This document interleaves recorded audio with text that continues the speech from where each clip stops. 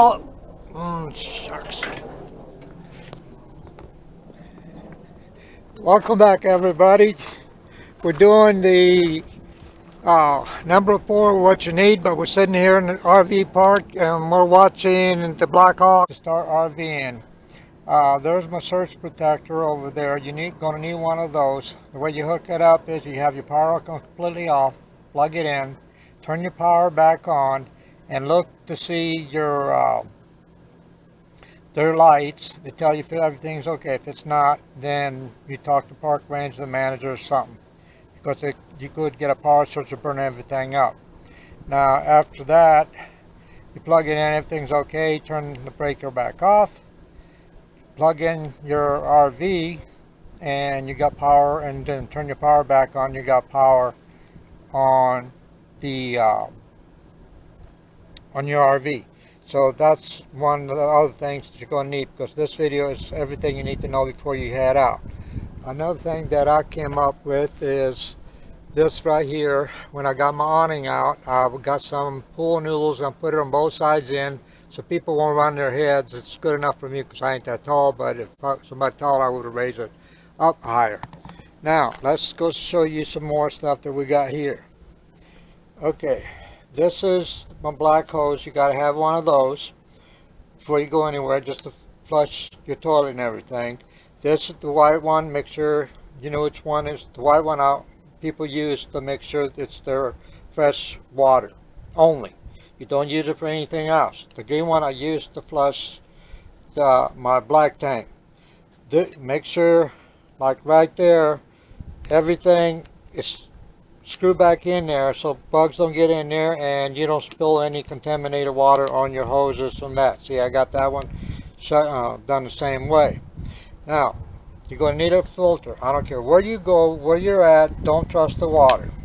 You're going to need a filter. There's different brands out there. I got a different one than the ones that's all stores. You can get them anywhere.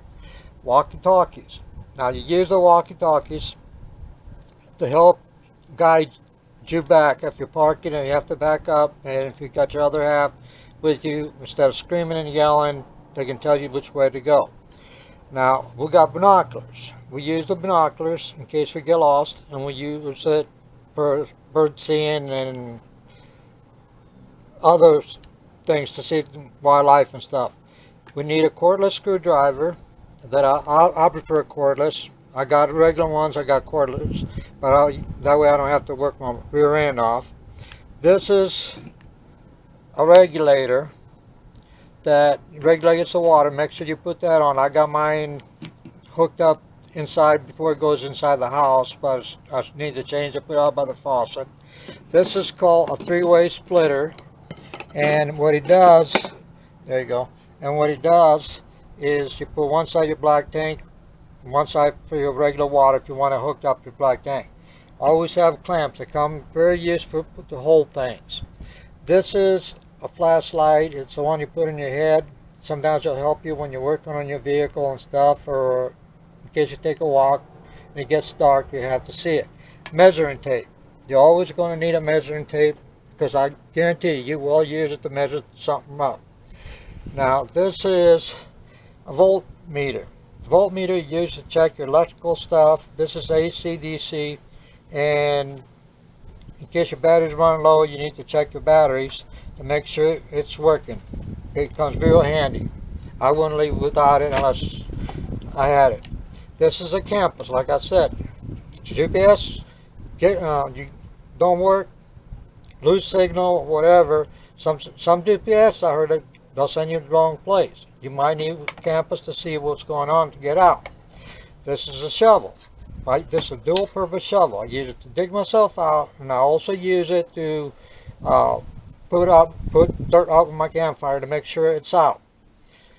Now this is a lighter. I got that for lighting the stove and everything, but we'll also use it for the barbecues and stuff like that. I got a regular lighter just in case it gets too windy I couldn't use that. And then I got a magnesium fire starter, just in case everything goes bad and you don't have it. Hey, that comes handy. Still in the package, you see that. It'll never go bad. Always carry batteries with you if you got electrical stuff to take batteries. carry A, B, C, D, all the types of batteries with it. This is part of the tool set. I just brought a little bit of them out so you know what's going on, that you need to do some work. If you don't know how to work on a vehicle, your neighbor might, or somebody else must have to help you have it. You need a small socket which got all this drill bits, because motorhomes got a habit of having all kinds of drill bits, different heads on the drills. This is a pickup tool. When I take a walk, I'll pick up trash that people throw away, and you'll run to this, and I don't care whatever state you go to. You're going to need a rivet gun. There's few things that need riveting, or the rivets will break from the bouncing up and down. I have a small hammer in case I need to do small pounding. This is if you get rocks between your wheels. It's a good heavy duty hammer. You can use that to beat it out. And then I also have a pry bar, but I don't have it out here. And this is a leveler. You always need a lever. Now this is a big one. I use this, and I got a small lever. I trust my leveling system on my RV, but then I don't trust it. So that's my starter kit that I recommend that you have before you even go out RVing. So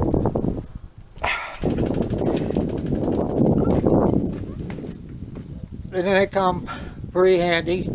You will get some more as you go down the road, and you're going to realize that you need other stuff, then you buy as you need. But these will carry you over pretty good for a while, and I don't think you need to buy any more.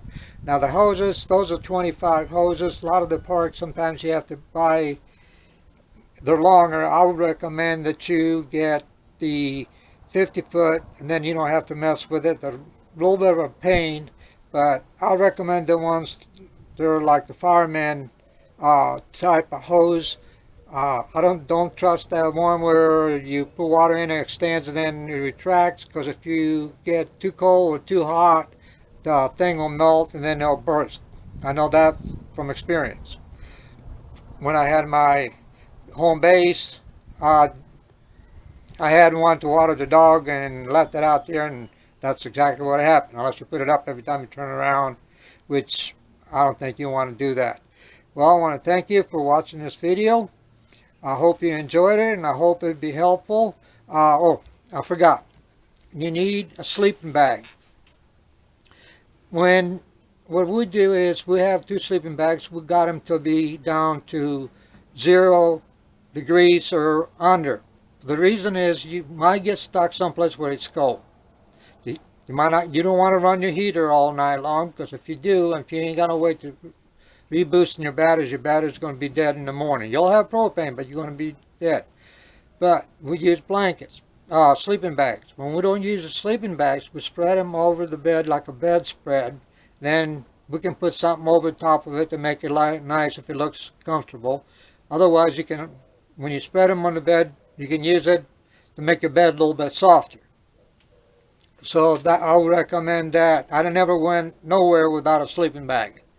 So yeah, I hope you enjoyed this video.